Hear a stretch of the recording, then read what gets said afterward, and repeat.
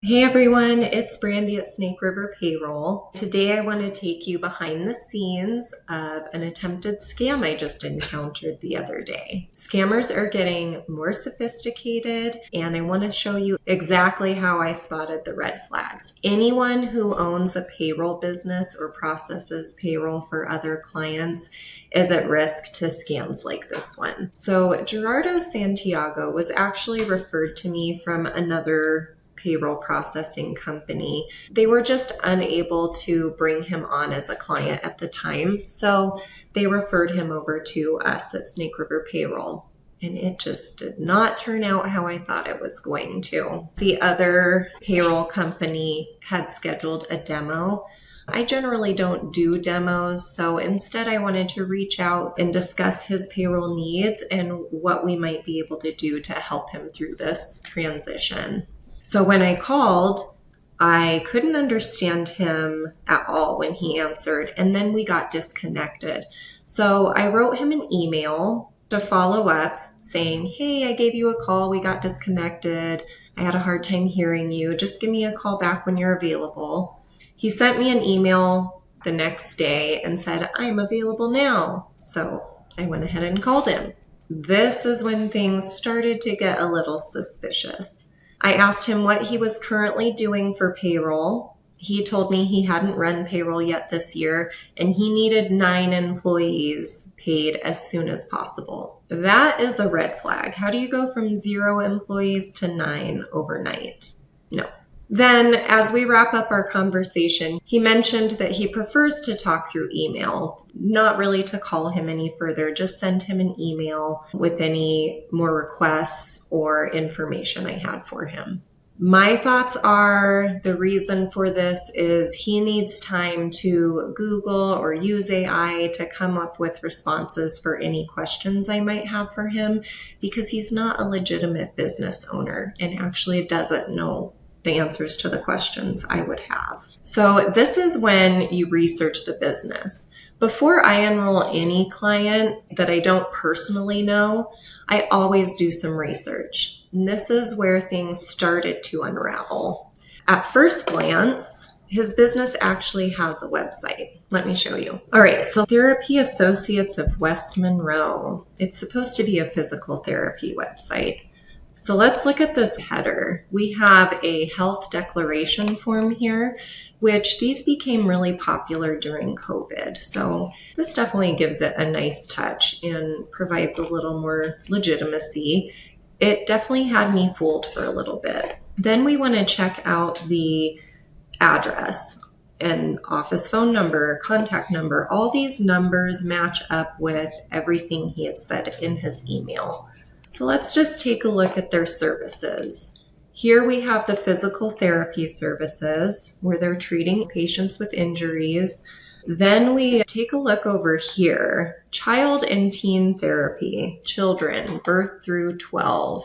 The goal is to assist children in finding ways to increase their success, improve their self-esteem, identify strengths, This to me is more mental health, and it would be extremely odd for physical therapy and mental health to be under the same roof. Generally, those are not combined in offices. Let's go ahead and try to book an appointment here. This is another page I thought was really fishy. You can book your own MRI, and they have availability the same day. Another thing I noticed was kind of odd is this copyright 2035. That's either some serious time travel or just a really sloppy mistake. Let's go check out their providers. So this stood out right away as well. Vance Dickens, PT. John, picture of a woman, and these are all stock photos, by the way. Brian Olson. Apparently it's Jane in the description. Terry Richardson is Alex.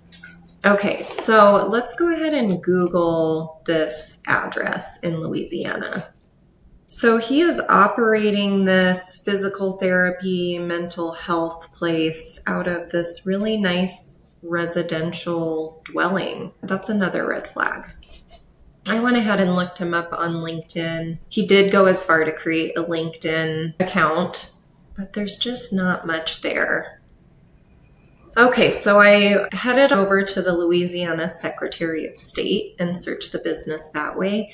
He has even gone so far to register his fake business with the Secretary of State.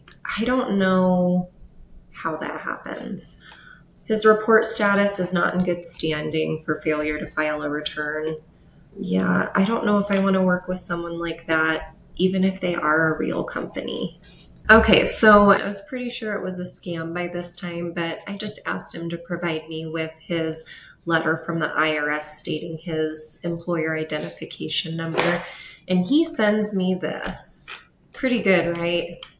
I mean, the font is the same, it's got the symbol, it looks pretty good, but it is lined up really weird. This is not left aligned. That's your only hint on this one. Other than that, it looks pretty good. So in the end, this was clearly an attempted scam. But here's the thing. If I hadn't done my due diligence, I could have ended up processing fake payroll for non-existent employees. And that's exactly how scammers steal money from legitimate businesses. So here's your takeaways. Always research the business, watch for inconsistencies. Even legitimate business registrations can be misleading. Be wary of urgent requests and just trust your instincts. If it doesn't feel right, don't do it. So that's how I spotted this payroll scam this week. If you found this video helpful, hit that like button, subscribe for more payroll tips, stay safe, and I'll catch you next time. Visit srstaff.net today. Snake River Payroll, payroll made simple.